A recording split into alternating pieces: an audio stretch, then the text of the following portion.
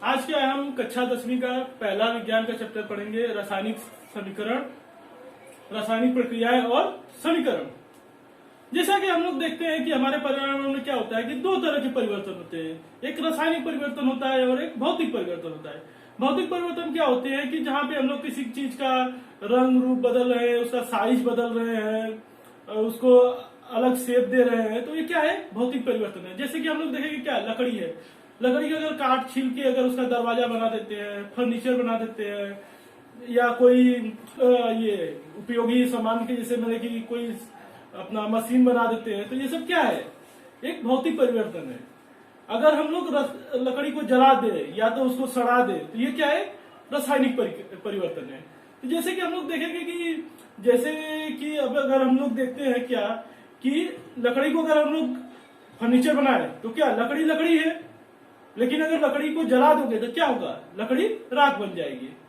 तो यहां से हम लोग देख सकते हैं कि भौतिक परिवर्तन में क्या है, लकड़ी लकड़ी ही है, और रासायनिक परिवर्तन में क्या हुआ कि लकड़ी राख बन गई। यानी क्या हुआ कि रासायनिक परिवर्तन में हमारा एक यौगिक दूसरे यौगिक में परिवर्तित हो जा रहा है। ओके, तब देखेंगे कि रासायनिक प्रक्रियाएं क्या होती है। रासायनिक प्रक्रिया वो प्रक्रियाएं हैं जहां पे अभिकारक एक उत्पाद में परिवर्तित हो जा रहा है। ये क्या होता है, एक उत्प्रेरक के प्रभाव में हो सकता है। तो अभी देखते हैं कि उत्प्रेरक क्या होते हैं। उत्प्रेरक क्या है कि कहीं पे उष्मा हो सकती है, सूर्य का प्रकाश हो सकता है। जैसे कि फोटोसिंथेसिस लेंगे तो उसमें क्या है, सूर्य का प्रकाश और क्लोरोफिल के प्रेजेंट में हमारा फोटोसिंथेसिस होता है। तो क्लोरोफिल और सूर्य का प्रकाश क्या है, ये एक अभिकारक, ये उत्प्रेरक है।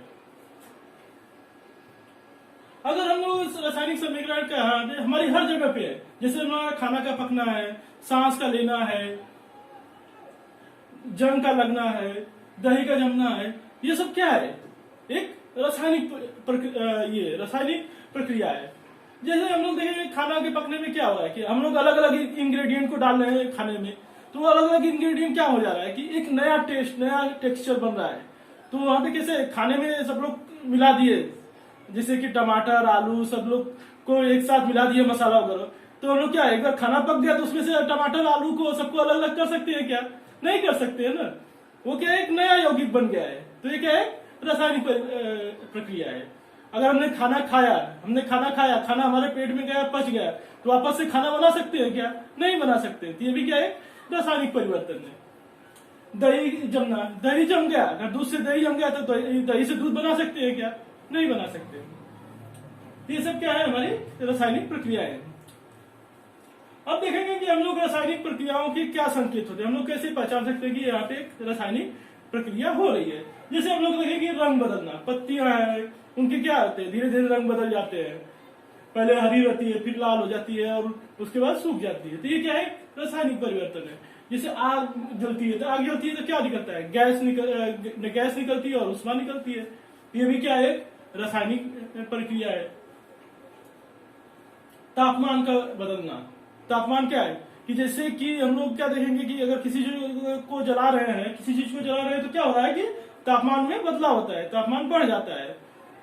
और अवक्षेपण, अगर दो घुलित विलयन है उसको मिला के हम लोग अगर उसमें से अघुलित विलयन बन जाता है तो उसमें क्या अवक्षेप क्या होता है, नीचे तली में इकट्ठा हो जाता है। तो हमने क्या मिलाया था, एक दो घुलित विलयन मिलाया था, लेकिन वहां से बना के हमारा एक अघुलित विलयन बना, तो वो क्या होगा, अवक्षेपित हो गया। ये प्रक्रिया को क्या बोलते हैं, अवक्षेपण। ये भी एक क्या है, रासायनिक प्रक्रिया है।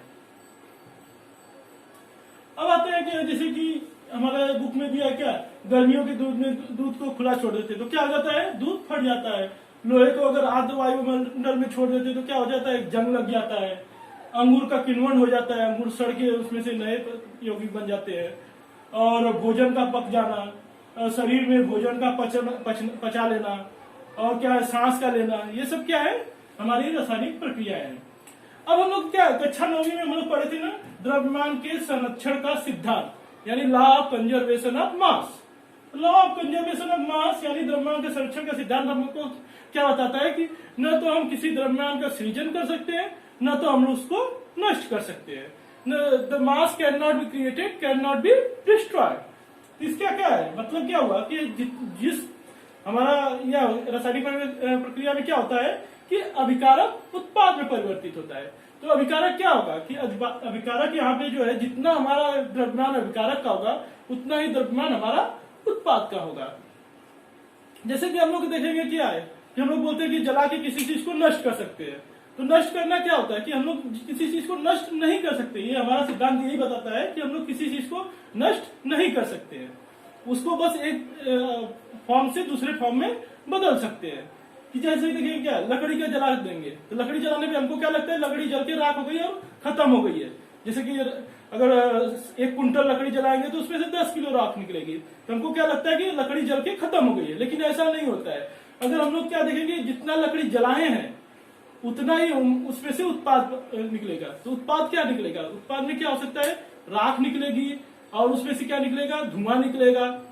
तो अगर हम लोग राख धुआं और ताप को सबको एक साथ एक बंद कंटेनर में अगर हम किसी चीज को जलाएंगे तो हमारा जितना राख और ये गैस का वजन होगा उतना ही लकड़ी का वजन होगा। ये हमारा द्रव्यमान का संरक्षण का सिद्धांत बताता है। अब देखते हैं कि रासायनिक समीकरण क्या है। रासायनिक समीकरण हमको क्यों आवश्यकता पड़ी कि हमको रासायनिक समीकरण चाहिए।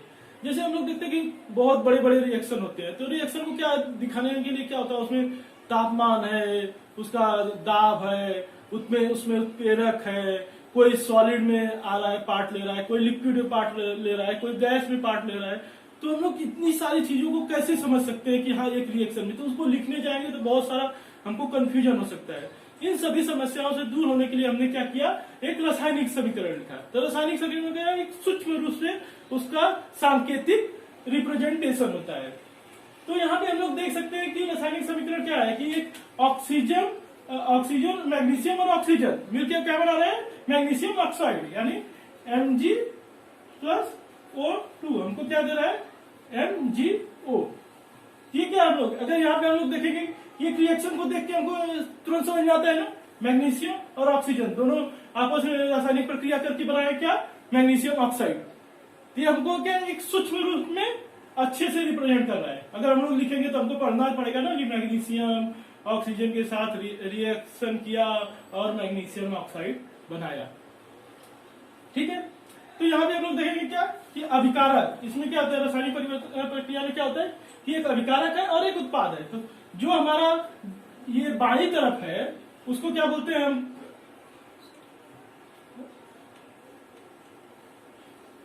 जो हमारा बाईं तरफ है उसको क्या बोलते हैं अभिकारक। और हमारा जो ये जो लाइन है एरो है तीर के आगे क्या हमारा होता है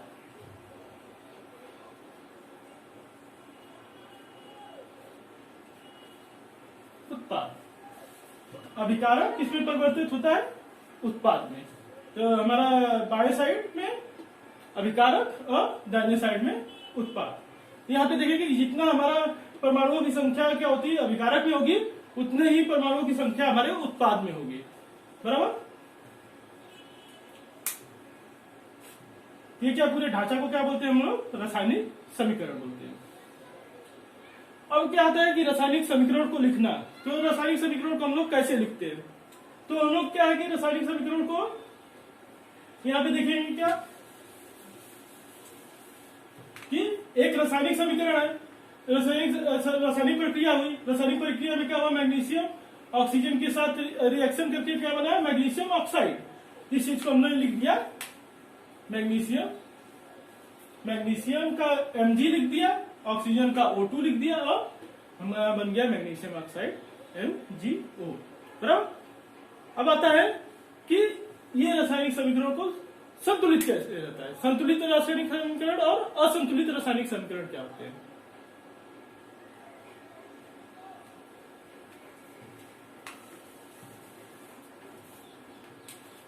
जैसे कि हमें स्मरण होगा कि हमने अभी क्या पढ़ा द्रव्यमान का संरक्षण का सिद्धांत।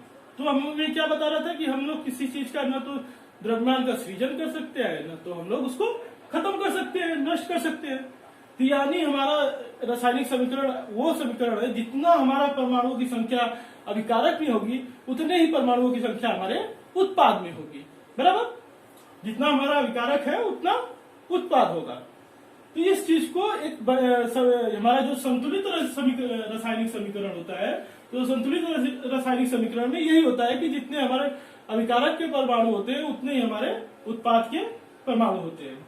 जैसे कि हमारा देखेंगे कि एक एग्जाम्पल लेते हैं कि Zn प्लस H2SO4 हमारा रिएक्शन करके बनाया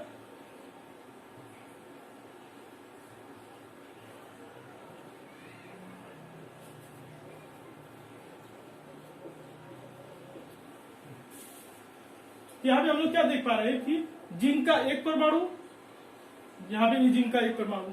अगर हम लोग इसको चार्ट बना लेते हैं आगे, हाँ, अगर हम लोग इसका चार्ट बना देते हैं तो क्या देखेंगे कि कैसे चार्ट बनाएंगे। यहाँ पे हम लोग तत्व लिख देंगे, फिर अभिकारक में परमाणुओं की संख्या और उत्पाद में परमाणुओं की संख्या। लेफ्ट हैंड साइड में हमारा क्या रहेगा, ये अभिकारक, और राइट हैंड साइड में क्या रहेगा हमारा उत्पाद। तो अगर हम लोग यहाँ पे देखेंगे तो क्या है, जिंक है, तो जिंक में हमारा परमाणुओं की संख्या कितना है अभिकारक में, 1 है, और उत्पाद में कितना है जिंक की संख्या Zn की 1।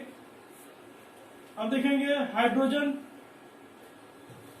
यहाँ पे कितना है अभिकारक में 2, उत्पाद में कितना है 2। अब देखेंगे हम लोग सल्फर यहाँ पे कितना है, S कितना है 1, हमारा उत्पाद में कितना है 1। अब आता है हमारा ऑक्सीजन यहाँ पे कितना है अभिकारक में 4 है, और उत्पाद में कितना परमाणु की संख्या है 4। ये क्या है, यहाँ पे हमारा जिंक भी 1 है, हाइड्रोजन 2 है, सल्फर 2 1 है, और ऑक्सीजन 4 है। यानी कि जितने हमारे परमाणुओं की संख्या अभिकारक में है उतने ही परमाणुओं की संख्या हमारे उत्पाद में है। तो ये क्या है, संतुलित रासायनिक समीकरण है। अब आता है कि हमारा असंतुलित रासायनिक समीकरण।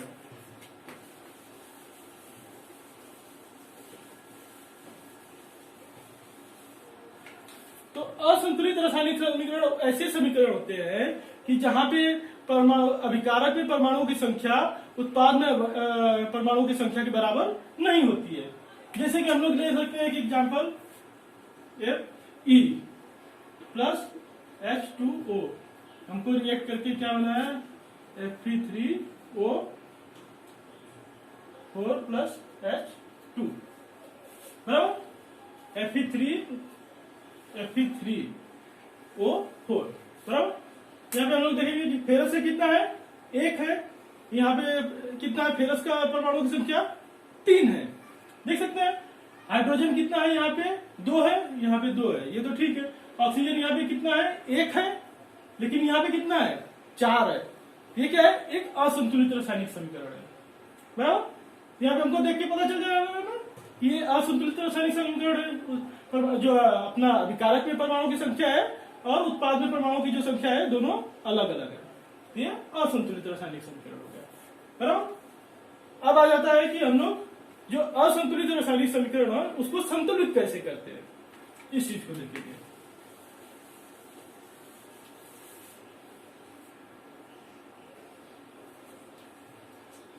अब आता है कि हमको कि एक रासायनिक समीकरण को संतुलित कैसे करते हैं बराबर। तो हमारा रासायनिक समीकरण है उसको संतुलित करेंगे, तो उसके लिए क्या हम लोग रासायनिक समीकरण लिख लेते हैं।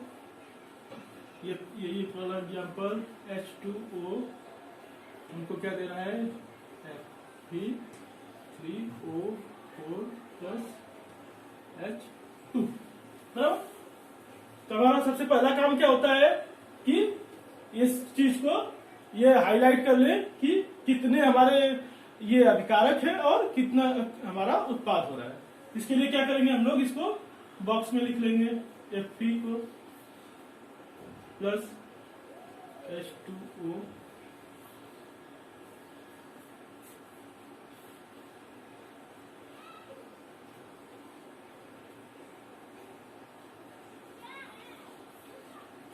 हमारा पहला काम क्या है, इन चीजों को अलग अलग लिख लेंगे कि कौन कौन से हमारे अभिकारक है और कौन कौन से उत्पाद है। फिर हम लोग क्या करेंगे, एक चार्ट बनाएंगे, सारणी बनाएंगे, उसमें क्या लिखेंगे कि दोनों को कंपेयर करेंगे कि कितना किसमें परमाणुओं की संख्या है। तो ऐसे ले लेंगे, हमारा तत्व ले लिए, तत्व की एक चार्ट बनाए, दूसरे में क्या करेंगे, अभिकारों के परमाणुओं की संख्या लिखेंगे और वहां पे उत्पाद में परमाणुओं की संख्या। तो हमारा लेफ्ट हैंड साइड में क्या रहता है, अभिकारक रहता है। तो हमने लिए Fe। तो Fe कितना है अभिकारक में हमारा 1, उत्पाद में हमारा कितना है Fe का 3। अब देखेंगे हाइड्रोजन, हाइड्रोजन यहाँ पे कितना है 2 है, यहाँ पे हाइड्रोजन कितना है 2 है, बराबर। अब आते हैं हमारा क्या है ऑक्सीजन, ऑक्सीजन कितना है यहाँ पे 1 है अभिकारक पे, उत्पाद में कितना है ऑक्सीजन हमारा 4 है, ठीक है। तो इसके लिए हम लोग क्या देखते हैं कि इससे पहले हम लोग क्या कर सकते हैं कि ये देखेंगे कि हम लोग कैसे लिख सकते हैं। हम लोग बैलेंस करने से पहले कि कुछ हम लोग नियम देख लेते हैं। हम लोग देखेंगे कि यहाँ पे ऑक्सीजन कितना है 4 है, यहाँ पे ऑक्सीजन कितना है 1 है। तो ये गलती हमको नहीं करना है कि यहाँ पे हमने 4 लिख दें, यहाँ पे हम लोग कभी 4 नहीं लिख सकते। कभी भी हम लोग क्या कर सकते हैं कि पूरे अणुओं की संख्या हम लोग बढ़ा सकते हैं, परमाणुओं की संख्या हम लोग नहीं बढ़ा सकते, क्योंकि ये यौगिक जो है बदल जाएगा। अगर हम लोग यहाँ पे लिख दें 4, ठीक है, पानी रह जाएगा क्या? कभी H2O4 पानी होता है क्या? ऐसा नहीं होता है ना, पानी हमेशा H2O ही होता है, बराबर, H2O ही होता है। तो हम लोग कभी भी इस तरह नहीं लिख सकते। कभी भी हम लोग ये लिखेंगे तो यहाँ पे क्या लिखेंगे कि यहाँ पे 4 लिख सकते हैं, बराबर। यहाँ पे 4 लिख सकते हो, लेकिन यहाँ पे कभी नहीं लिख सकते हो।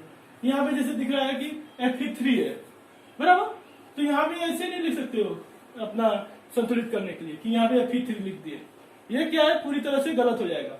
हम लोग कभी भी इसके आगे हम लोग 3 से मल्टीप्लाई कर सकते हैं, बराबर। यहाँ तक क्लियर हुआ।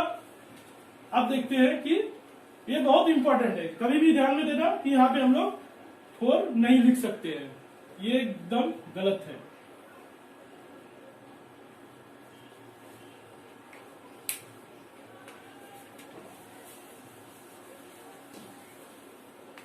ये इसलिए होता है कि क्या होता है कि हमारा जैसे वाटर है, वाटर की क्या होता है कि मॉलिक्यूल होता है। वाटर क्या एक मॉलिक्यूल है, उसमें 2 हाइड्रोजन के परमाणु और 1 ऑक्सीजन का परमाणु मिलकर हमारा बनाता है वाटर। तो वाटर को हमेशा उसी की फॉर्म में रहना चाहिए। इसीलिए हम लोग क्या है, वाटर के अलग अलग मॉलिक्यूल ले सकते हैं, किसी 2, 4, 10, 1000 कितना भी चाहिए ले सकते हो, लेकिन उनके परमाणुओं के साथ उनका जो यौगिक का कॉन्फ़िगरेशन है उसको हम लोग बदल नहीं सकते, बराबर।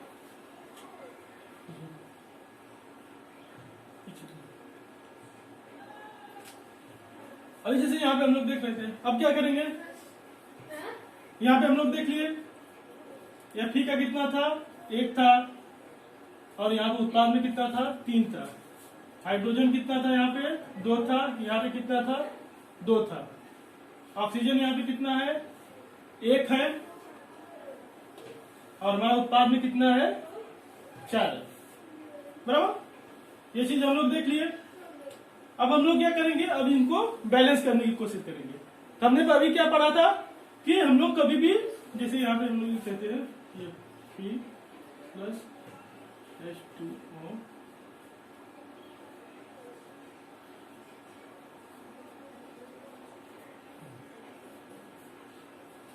तभी हम लोग क्या कर सकते हैं कि यहाँ पे ऑक्सीजन को बैलेंस करना है, यहाँ पे 4 है, यहाँ पे कितना है 1 ऑक्सीजन है। तो हम लोग क्या कर सकते हैं, यहाँ पे पूरे वाटर के अगर 4 मॉलिक्यूल ले ले तो 4 ऑक्सीजन हो जाएगा, बराबर। तो हम लोग क्या करेंगे, यहाँ पे देखिए चार्ट में देखोगे यहाँ पे नीचे क्या है कि संतुलित करने के लिए क्या किया हमने, अभिकारक में वाटर के जो अणु है उसके साथ क्या किया हम लोग, मॉलिक्यूल के साथ क्या किया 4 से मल्टीप्लाई कर दिए, बराबर।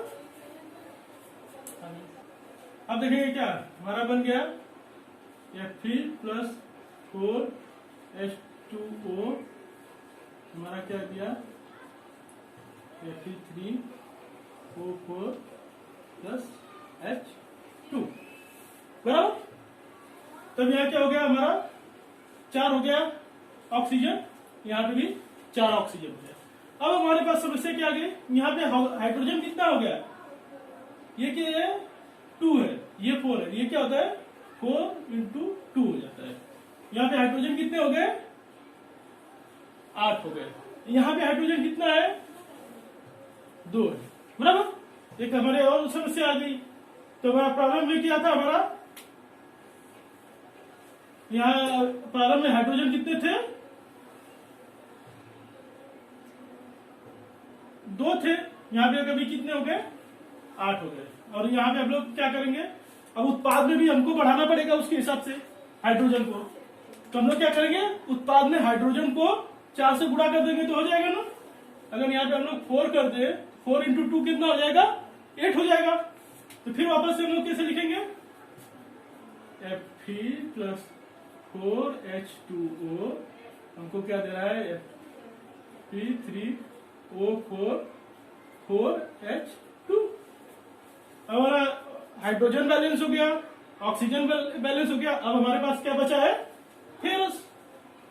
अब फेरस क्या है, यहाँ पे 3 है, यहाँ पे 1 है, तो हम लोग यहाँ पे क्या 3 से गुणा कर सकते हैं, बराबर। अगर हम यहाँ पे 3 से गुणा कर दिए तो क्या हो गया, यहाँ पे 3 फेरस के हो गए, यहाँ पे भी 3 फेरस के हो गए। अब क्या करेंगे, वापस से चार्ट बना सकते हैं।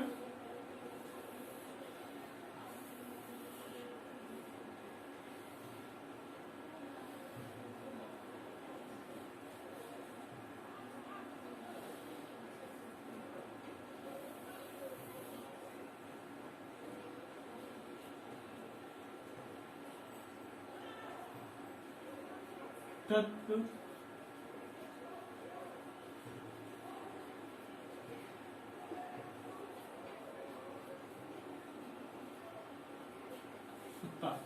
तो मेरे ये क्या लिखेंगे, फेरस, फेरस की कितने हैं, अभिकारक कितने हैं 3, और उत्पाद में कितना है 3।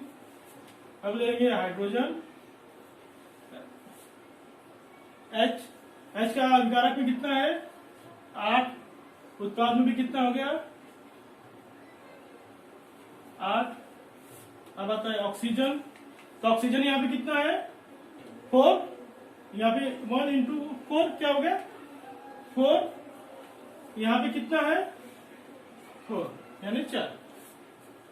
यहाँ पे हम लोग देख सकते हैं ना कि जितने हमारे अभिकारक है उतना ही हमारा उत्पाद है। ये क्या हो गया, हमारा एक संतुलित रासायनिक समीकरण हो गया, बराबर। अब यहाँ तक तो हमारा संतुलित रासायनिक समीकरण हो गया। अब एक चीज और आती है कि अवस्था। अब क्या आती है अवस्था, कि रासायनिक समीकरण की कौन कौन सी अवस्थाएं होती है। जैसे कि हमारा जो है जो अपना अभिकारक के तत्व है वो कौन सी अवस्था में रासायनिक समीकरण में हमारा पार्ट लिए हैं, यानी आ जाते हैं आगे चलो। ये देखते हैं हमारी भौतिक अवस्थाओं के संकेत भी हमको लिखना रहता है हमारे रासायनिक समीकरण में। यहाँ पे देखेंगे क्या होता है, हमारे कैसी भौतिक अवस्थाएं हो सकती है, गैस हो सकती है, द्रव्य हो सकती है, जलीय विलयन हो सकता है, या ठोस हो सकता है। तो गैस को क्या है, गैस को हम लोग क्या लिखते हैं जी, द्रव्य यानी द्रव मतलब लिक्विड, लिक्विड है तो लिक्विड को क्या लिखते हैं एल। अब आता है जलीय विलयन, जलीय विलयन यानी एक्वस सोल्यूशन। तो जलीय विलयन क्या होता है कि जब किसी क्षार को पानी के साथ मिला दिया जाता है तो उसको जलीय विलयन बोलते हैं। तो जलीय विलयन को क्या बोलते हैं इंग्लिश में एक्वस सोल्यूशन। तो एक्वस को क्या लिखेंगे ए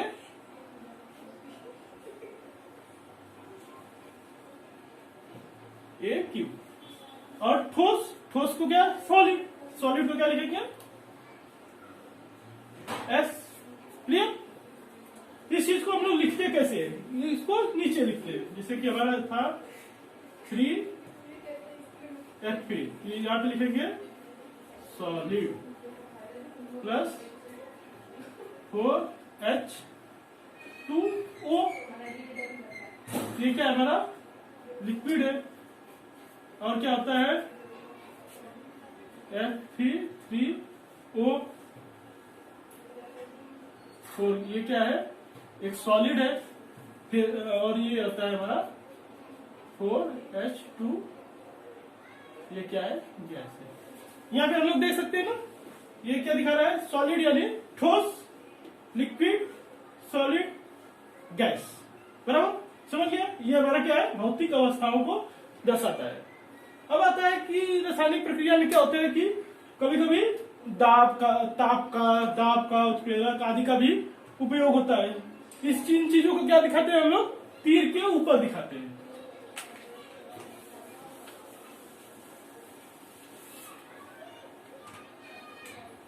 जिसे देखेंगे CO क्या है, गैस है, प्लस 2H2, ये क्या है, गैस है। ये क्या हो रहा है, 340 एटमॉस्फेरिक प्रेशर पे ये रिएक्शन करके क्या बना रहा है, CH3OH। ये क्या है, लिक्विड है, लिक्विड है, क्या लिखेंगे, L लिखेंगे। यहाँ पे देख रहे हैं ना, ये जो हमारा तीर है, तीर के निशान पे हमको क्या दिखा रहा है कि एटमॉस्फेरिक प्रेशर।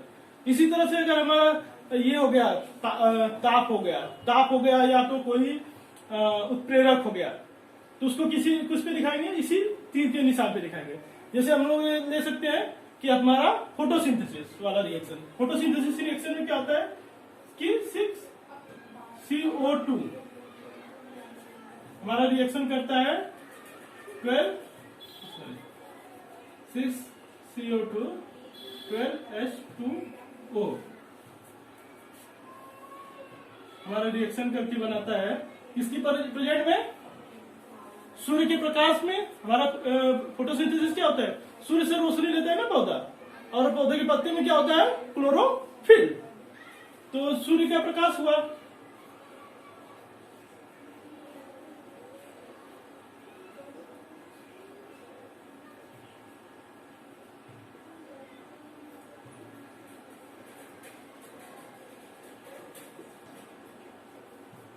क्लोरोफिल।